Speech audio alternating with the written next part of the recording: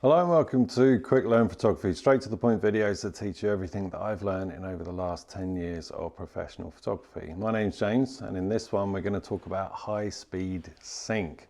And by the end of this video you're going to know what it is and roughly how to use it as well. So if you're learning about lighting when it comes to photography, like adding a light, whether it's like a speed light like this just on top of the camera, or if it's off camera like on a softbox or on a stand with an umbrella.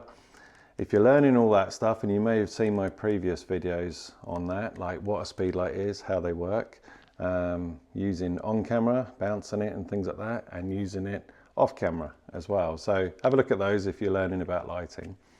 So hopefully you're getting to grips with that if you are, and you're getting the hang of how it all works, even off camera, where you need a trigger which is on top of the camera like that, and it sends a signal to the light. So you may have come across a term or seen HSS or heard the term high-speed sync, and you might be like, what is that? I don't know what that is.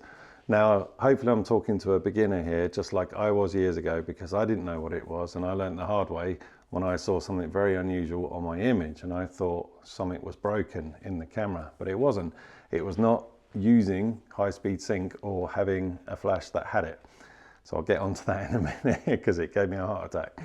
Like, I was like, what on earth is happening here with the images? So what is high-speed sync? So let's start from the beginning. Now each camera has a shutter, and it opens and closes just like blinking, but the other way, lets light in and closes again.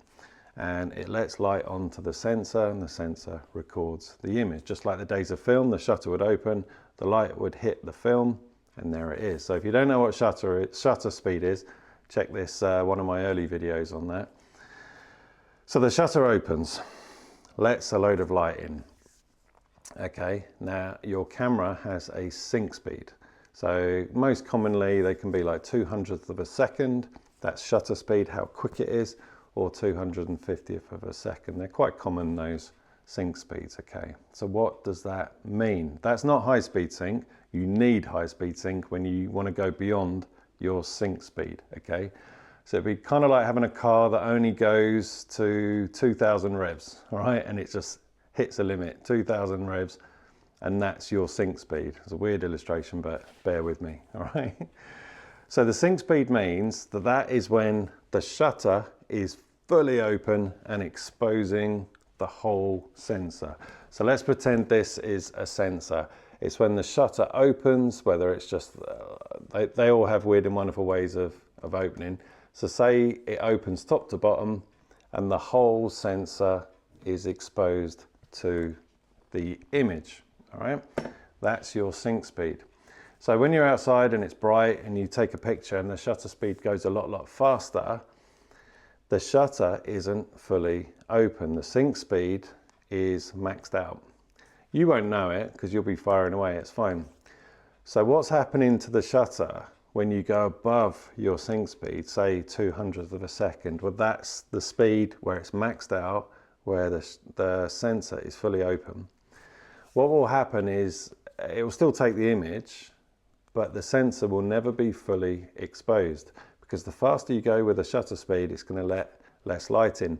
And you want that outside or in really bright conditions, because 200 of a second is too bright. The whole image will just be blown out white. Say you're on a bright sunny day outside. So what will happen with your shutter is it will not open fully. It will start to open partially and go down according to how fast your shutter speed is. So let's say you just nudge over the 200th of a second. Say you go to, say, 400th of a second, double that. What will happen is the shutter will open, but as before this reaches the bottom, this one will start to come down as well. So it starts to paint the image down the sensor. So if we use this again as a sensor, it will, so imagine there was a sliver going across, it will paint downwards, okay? It won't do the whole thing. I'll show you more detail in a minute. If you go to a really fast shutter speed, say it's really bright and you're on automatic, then your shutter will be fast. That thin line, like a letterbox, will get smaller and smaller, and it will go down. So say that's your shutter here, it'll open, and then this one will start to follow it with it as well. So this sliver, like a letterbox, is being blasted with light, with whatever source you've got. You may want to choose a faster shutter speed to really capture movement, say something really fast moving like a sports type of subject or something like that, or a bird like swooping past. You want a really, really fast shutter speed. So the sensor will never be fully open when that happens. It will have a very thin sliver going up and down, up and down, up and down, recording all that light and image onto the sensor, because having it too far open, it will be too bright, even if you know, with aperture and things like that. But we'll get onto the technicalities later. So when you add a light, okay, let's start off with speed lights. We're just doing beginner stuff. I'm not going to get into fancy studio lights or anything like that. When you add a light, whether it's on top of your camera, where it sits on top, or whether the trigger sets it off with off-camera flash. Again, if you don't know what that is, or I may have already done that. Anyway, off-camera flash. So when you add light, say you're doing studio work, like portraits and that, and you've killed off all the ambient light, or you don't need any bright light behind, 200 of a second is fine. So you don't need to worry about high speed sync, because when the shutter opens, let's get rid of this. When the shutter opens, the flash goes off, or your studio light, and it lights the whole image. Lovely. And the shutter starts again, lights the whole image. Now, if your shutter speed, if you raise it faster, say you really want to capture movement, or you're outside, or the sun is behind a subject and they're in shadow, so you need a fast shutter speed because it's too bright, and you want to, perhaps you want to kill the sun down a bit, or make the blue sky even bluer, perhaps make it look even twilight. So you really need a fast shutter speed, like 1,000th or even more than that. You need to add light because the subject is in shadow, it's silhouetted by all the bright light behind. So you add a light like this thing here, maybe, okay? But when you take an image like that, the shutter speed, or the exposed bit of the sensor, is only very, very thin. So when you take an image without high speed sync, if your camera will let you do it, you'll end up with what looks like black bars, or a big black bar, depending on your camera, because the shutter is covering the sensor when the flash goes off once. Okay, so the flash goes off once and you'll end up with these sort of bars. So here's an illustration. I couldn't be bothered with like computer graphics.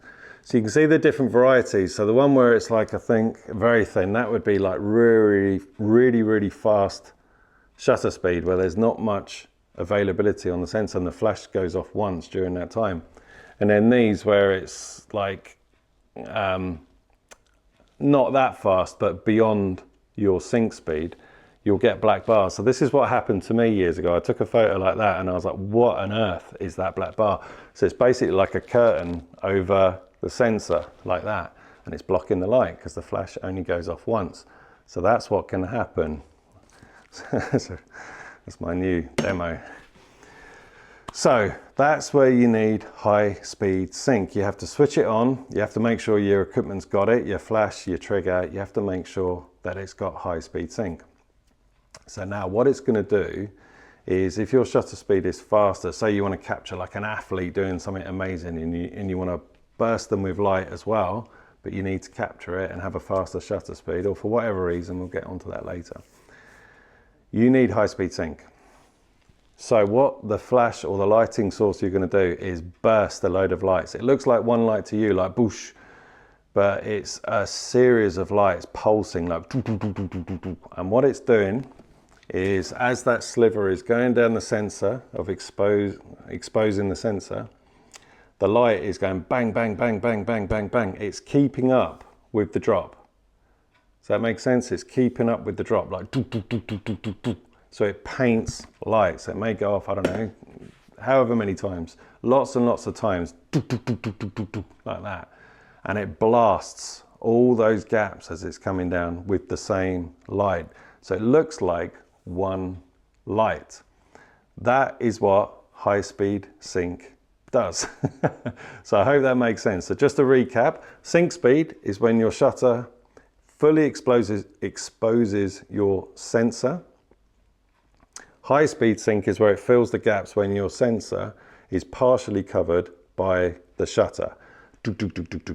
That's what high speed sync is. So in this flash here, and this is a very basic one, it's got high-speed sync built in. Okay, so if I turn it on, so on the settings, can you see it? It's not on. So I'm going to turn it on, and it's that H there with the bolt of lightning. So I'm going to turn it on, and it's come on. The symbol is down there, high speed sync. So now this is ready to pulse light and keep up with the shutter speed. Right, it's quite a complicated one, this. I hope this helps like someone who's beginner. That's who I'm talking to, okay? So you won't end up with black bars like that, where you cut off people's heads or whatever it is you're photographing, because the light will catch up and pulse all the way down. So why would you need high speed sync? Well, if you're photographing outdoors and it's very, very bright and you want a shallow depth of field with aperture, if you don't know what that is, check out the video there. You want a shallow depth of field, but the shutter speed is letting in way, way too much light. So you need a faster shutter speed to kill the ambient down a little bit. Maybe you want it even darker. You want to make the blue sky look blue, not like blown out completely white. But you want to light up the subject. So you need high speed sync to put in more light, okay? So I think it's best to show you how it works on a camera, what it's doing basically, just to show you what it's doing. And I've got some images that I've taken in the past that will help you see the benefit of being able to use high speed sync. So let's have a look at those now. Okay, so what we're going to do here is just a basic portrait with a clear background, and you can see the frame is filling the background. So we're going to light everything up. Now we are on 250th of a second, which is the camera's sync speed, okay? So this will fill the frame with the light. I've already dialed it in, just a simple shot. There it is, and it's filled the whole frame, okay? So the light has filled the whole sensor, all right? So look what happens when I raise the shutter speed, say to 500th of a second. So we're out of the sync mode now, okay? So this won't cut it. There it is. That's what happens. Now that is the shutter, the mechanism of the shutter falling down, and the flash has gone off during that gap, okay? Does that make sense? So let's drop the shutter speed just above the sync speed. So we're at 250, 320. So this will be just a little bit. So you can see the shutter is falling down, and it's only done a bit of the image. So let's go even faster to 800, okay? And look at that. It's hardly got anything because the gap falling down is too small for the sync speed. So this flash will not do high speed sync on a Sony, because although it will work up to any sync speed, because it's a Nikon one, it won't read with the Sony. So let's put a Sony one on to do high speed sync. Okay, so this is a little one for Sony. It's not actually a Sony flash, it's still a Godox flash. But when you buy a flashlight, any of these, you pick which brand you're using, Canon, Nikon, Sony, Fuji, and then when it's in the hot shoe, it will talk to the camera, okay? So this one will do high speed sync with this camera, okay? So what settings are we on? I'm still on 250th of a second. Let's see what happens. So it's a bit too bright actually, but it's filled the frame lovely, okay. Now let's pretend what I'm going to do now, we haven't turned high speed sync on, so I'm going to dial up the shutter speed. So I'm dialing, and it will not let me go any higher. It's stuck at 250th. Because this registers with a Sony, it's telling it you've hit the sync speed, so I cannot go any higher than 250th of a second, all right? Which will allow me, let's dial this down a bit, to 16th, to fill the whole frame, the whole sensor with light, okay? But I want a faster shutter speed. Let's say, for instance, this scene here, that the sun was behind the subject and they're in complete shadow, okay? So you want to light the subject up and the background is nice and bright, or you want to make the sky more blue by making it a bit darker, but the shutter speed is too fast. Okay, so just imagine that, and I'll show you some pictures in a minute where that situation can happen. So what we're going to do is press this button here with the bolt of lightning. That is sync. Okay, and there's the symbol H and the bolt of lightning. That's high speed sync. So we're ready to go now. So now it's talking to the camera, and we can go up to, say, 500 second, and it's done it. It's filled the whole sensor with light. So what that's done is it's blasted like a machine gun, like loads and loads of light, because it's on high speed sync. So we can go even faster. Let's go to 1,000th. It's really pushing the light. There you go. It's a little bit darker. It's losing power, and also the shutter speed is affecting how much light is hitting the image because it's very minimal, but it's filling the whole frame with light. So if we want to make that brighter now, we adjust it. Let's go to 1/4. And there you go. So that's taken multiple bursts of light to fill that whole frame. Okay, so this applies to off-camera flash as well. Your trigger will talk to, so if it was on this thing here, your trigger will talk to it, and you can do high speed sync as well, but it has to register with whatever camera you've got. Okay, so let's go through the images again. These were all with high speed sync, and then this was without high speed sync. And if you ever see these black bars, don't think that your shutter mechanism is broken. That's because it's not syncing with the flash and your camera. Okay, so it's quite a tricky one, but practice, practice, practice.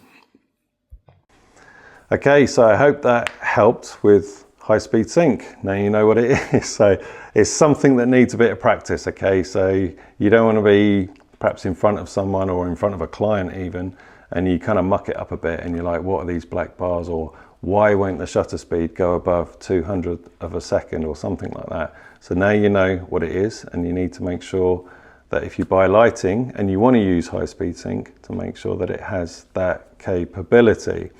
Now, when it comes to the sun behind subjects, I used to blast people with light all the time. It sort of looks clever, doesn't it? And you've got these lights, and I don't do it so much now if I don't have to. I'd rather have a hazy wraparound. I do have to do it sometimes. But I think sometimes, years ago, I got a bit carried away and I made it look a bit too false, all right, sort of unnatural light. But yeah, I was learning. But if I can use natural light and a hazy wraparound, that's good. But sometimes you do need to add in extra light, even if it's very, very bright. Now, the downside with high speed sync is, not the downside, but something to be cautious of, is it uses more power, obviously, so it can deplete the power output a little bit. Okay, it may not be as powerful as the main light just on normal one burst mode. When you're on high speed sync, you know, imagine it's using a lot more power, so the power can deplete a little bit, so you have to take that into account as well, and it's going to chew into your batteries more as well, so take that into account and make sure everything's charged, or you've got backup gear if you're going to be using high speed sync. It's really popular with like outdoor fashion shoots and stuff where they need to illuminate the subject. But yeah, so have a play around with it. If your gear has got high speed sync, it's something that you need to practice. So I strongly recommend practice, practice, practice. Practice the downside of it, where you try and find those black bars, and then you'll be like, ah, now I know. Switch high speed sync on, and then they go. So yeah, I really hope that helps. That's quite a tricky one, high speed sync. It's tricky to say, let alone do. And I remember years ago thinking, what on earth just happened, when I got all these appearing on the image, which was not good. So that's high speed sync. Now, if you would like to have some one-to-one coaching with me, whether it's with lighting or photography or any of the other videos that I've done, or even any photography related questions, I'm offering one-to-one coaching now. So the link is down below. Get in touch and we can have a discovery call, see exactly what sort of photography you want to do or what you're struggling with maybe, and I can help you through on one-to-one, on Zoom. So if that's something you're interested in, get in touch. So yeah, I hope that helps with high speed sync. Practice, practice, practice. And if you've got any questions about it, drop a comment below. So I hope that helped, and thanks for watching.